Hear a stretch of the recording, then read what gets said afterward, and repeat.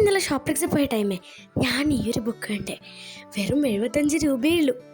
A6 സൈസൊക്കെ ഉള്ളെങ്കിലും 50 sheet ഉണ്ട്. പോരേ, ഇത്ര കാര്യങ്ങൾ വരക്കുക. എന്നാലും ഞാൻ അത് ഒറ്റ നോട്ട് കണ്ടപ്പോൾ തന്നെ എനിക്ക് ഭയങ്കര ഇഷ്ടമായി. Love it first സൈറ്റാണേ.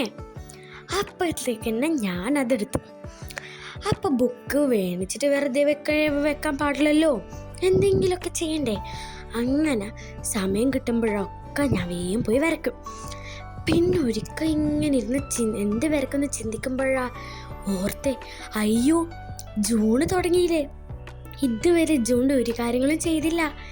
അപ്പോൾ പെട്ടെന്ന് തന്നെ ഞാൻ എൻ്റെ ഡ്രോയിങ് സാധനങ്ങളും പെൻസിലും റബ്ബറും സ്കെയിലൊക്കെ എടുത്തു ഓടി വന്ന് പെട്ടെന്ന് വിചാരിച്ച ഒരു കാര്യം ചെയ്യാം. ജേണലൊന്നും എന്തായാലും ഈ ബുക്കിൽ നടക്കില്ല, നമുക്ക് ജൂണിൻ്റെ കലണ്ടർ ആയാലോ.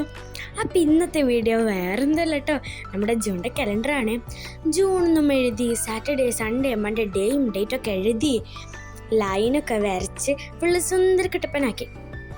ഫസ്റ്റ് ഐസ്ക്രീമൊന്നും വരച്ചിട്ട് ഒക്കുന്നില്ലെന്നേ. അപ്പം പിന്നെ കുറേ ചിന്തിച്ച് അങ്ങനെ പെട്ടെന്നൊരു ഐഡിയ ഇട്ട് എൻവിലപ്പ് വരച്ചാലോ. എൻവിലപ്പും വരച്ചിട്ട് അത്ര വലിയ രസമൊന്നുമില്ല. പിന്നെ ഞാൻ വിചാരിച്ച മതി, ഒക്കുന്നില്ലേ ഒക്കണ്ട, നമുക്ക് തൽക്കാലം എങ്ങനെയെങ്കിലും ഒപ്പിച്ച് വരക്കാം, ജൂണിനെ വേണമെന്നല്ലേ ഉള്ളൂ. ഞാൻ രണ്ടും കളിപ്പിച്ച് അങ്ങനെ ജൂണ് എങ്ങനെയൊക്കെയോ വരച്ചെടുത്തു. ഇനി ഒരു ടാസ്ക് ഉണ്ട് മക്കളെ, കളറടിക്കൽ. ഈ കളറടിക്കൽ എനിക്ക് പറഞ്ഞ ഒരു സാധനമില്ല. കളറടിക്കൽ എനിക്ക് കളറടിക്കാൻ കോമ്പറ്റീഷനില്ലേ എപ്പോഴും ലാസ്റ്റ് കിട്ടും, ഉറപ്പാണ്. എന്താ അറിയോ, എനിക്ക് കളറിങ് ഇഷ്ടമല്ല. അതുപോലെ തന്നെ ഞാൻ കളറിങ് ചെയ്താൽ അത്ര രസം ഉണ്ടാവില്ല. ഞാൻ എപ്പോഴും വൃത്തിയായിട്ട രീതിയിലേ കളർ ചെയ്യാറുള്ളൂ. അങ്ങനെ കളറിങ്ങും രസമില്ല. പിന്നെന്താ, നമ്മളൊരു ഹൈലൈറ്റ് ഡ്രോയിങ് അറിയാലോ, അതുപോലെ. എന്നാലും കളറിങ് ഇല്ലാണ്ട് ആ ഒരു ഡ്രോയിങ്ങിന് അത്ര രസം ഉണ്ടാവില്ലല്ലോ. പോട്ടെ, നമുക്ക് തൽക്കാലം അങ്ങനെ ഒപ്പിക്കാം. അങ്ങനെ കുറച്ചൊക്കെ കളറൊക്കെ ഇങ്ങനെയൊക്കെ കാട്ടിക്കൂട്ടി ഇങ്ങനെ ഒപ്പിച്ചു. എൻവലപ്പൊക്കെ വളായി കേട്ടോ, ആരും വെക്കണ ശ്രദ്ധിക്കാൻ നിൽക്കണ്ട, നിങ്ങൾക്ക് ജസ്റ്റ് ഒരു ഐഡിയ തരാനാണ് കേട്ടോ. അങ്ങനെ എൻവലപ്പിനൊക്കെ ബോർഡർ കൊടുത്ത് ജൂൺ കാലിഗ്രാഫി ചെയ്ത് നമുക്ക് ഡേ എഴുതാം.